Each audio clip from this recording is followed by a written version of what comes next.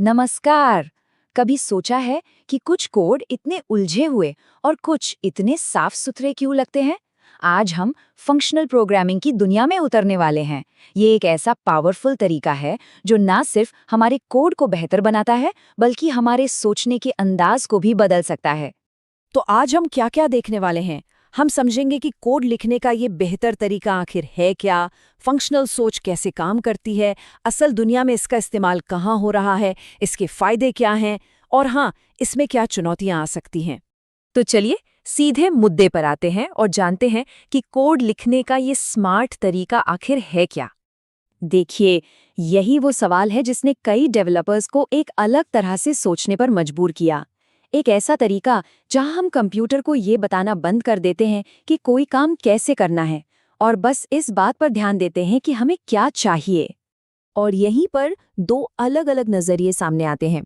एक है इम्पेरेटिव तरीका जो हर कदम का निर्देश देता है, बिल्कुल वैसे ही जैसे जीपीएस हमें बताता है, आप दाएं मुड़ो फिर बाएं।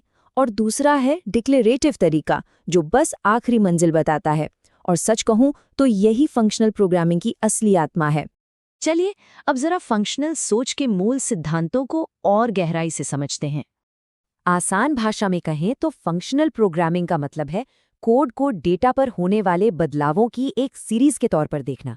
मतलब हम डेटा को बार बार बदलने के बजाय उसे एक फंक्शन से दूसरे में पास करते हैं, ठीक वैसे ही जैसे मैथ्स में होता है। इसका सबसे पहला और जरूरी कॉन्सेप्ट है प्योर फंक्शन। ये भरोसेमंद कोड की नींव है। इसका मतलब बहुत सीधा है, एक जैसा इनपुट डालने पर हमेशा एक जैसा ही आउटपुट मिलेगा। कोई सरप्राइज नहीं, कोई छुपे हुए साइड इफेक्ट्स नहीं। इसे समझने के लिए एक वेंडिंग मशीन के बारे में सोचिए। आप पैसे डालते हैं, बटन दबाते हैं और आपको हमेशा वही ड्रिंक मिलती है जो आपने चुनी है। वो मशीन बाहर की दुनिया में और कुछ नहीं करती, उसका काम पूरी तरह से प्रिडिक्टेबल है ना? अगला जरूरी आइडिया है इम्यूटेबिलिटी, यानी कि कोई चीज जिसे बदला ना जा सके। इसका मतलब है कि एक बार डेटा बन गया तो बस बन गया, उसे बदला नहीं जा सकता। इससे कोड में होने वाली अनचाही गड़बड़ियों से बचा जा सकता है, जिससे बग्स को ढूंढना और कोड को समझना, खासकर जब कई लोग एक साथ काम कर रहे हों, बहुत आसान हो जाता है। इसे ऐसे समझिए जैसे म्यूजियम में कोई पुराना दस्तावेज रखा हो। आप उसे मिटाकर कुछ नया नहीं लिख सकते, है ना? अगर कुछ बदलना है तो उसकी एक नई कॉपी बनानी होगी। ओरिजिनल हमेशा वैसा का वैसा ही रहता है।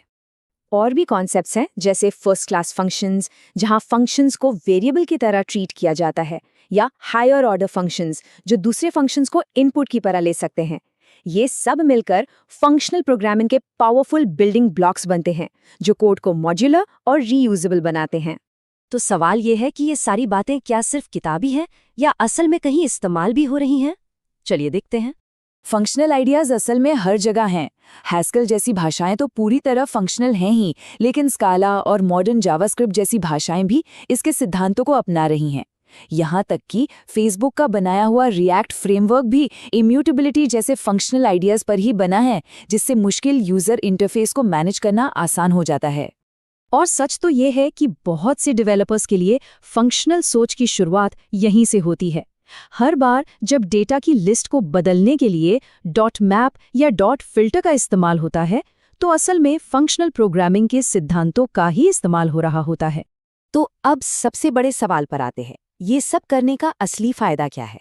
कोड लिखने के इस तरीके को अपनाने के लिए इतनी मेहनत क्यों की जाए? हमारे सोर्स मटेरियल में 4 बड़े फायदों के बारे में बताया गया है जो फंक्शनल प्रोग्रामिंग को इतना खास बनाते हैं। तो सबसे जरूरी बात यह है कि इन फायदों का सीधा असर सॉफ्टवेयर की मजबूती और मेंटेनेंस पर पड़ता है। जब हमें पता हो कि कोड क्या करने वाला है, तो उसे डीबग करना, टेस्ट करना और उस पर भरोसा करना कहीं ज्यादा आसान हो जाता है। लेकिन हाँ, कोई भी तरीका परफेक्ट नहीं होता। फंक्शनल प्रोग्रामिंग की राह पर चलने से पहले ये समझना भी जरूरी है कि इसमें क्या-क्या मुश्किलें आ सकती हैं। इन चुनौतियों को जानना जरूरी है ताकि हमें ये पता रहे कि फंक्शनल सिद्धांतों को कब और कहाँ इस्तेमाल करना है। ये हर समस्या का समाधान नहीं है, लेकिन सही जगह पे इस्तेमाल करने पर यह बहुत पावरफुल साबित हो सकता है। आखिर में हमारा सोर्स भी इसी नतीजे पर पहुंचता है कि भले ही शुरुआत में इसे सीखने में थोड़ी मेहनत लगे, लेकिन लंबे समय में मिलने वाले फायदे, जैसे बेहतर कोड क्वालिटी और कम बग्स, इस मेहनत को सार्थक बनाते हैं। जैसे जैसे ज्यादा इंडस्ट्रीज इन तरीकों को अपना रही हैं और नई भाषाएं फंक्शनल फीचर्स को शामिल कर रही हैं, एक सवाल जरूर उठता है, क्या हम एक ऐसे भविष्य की तरफ बढ़ रहे हैं जहां डिक्लेरेटिव कोड ही स्टैंडर्ड बन जाएगा? ये एक ऐसा सवाल है जो आज हर डेवलपर के लिए मायने रखता है।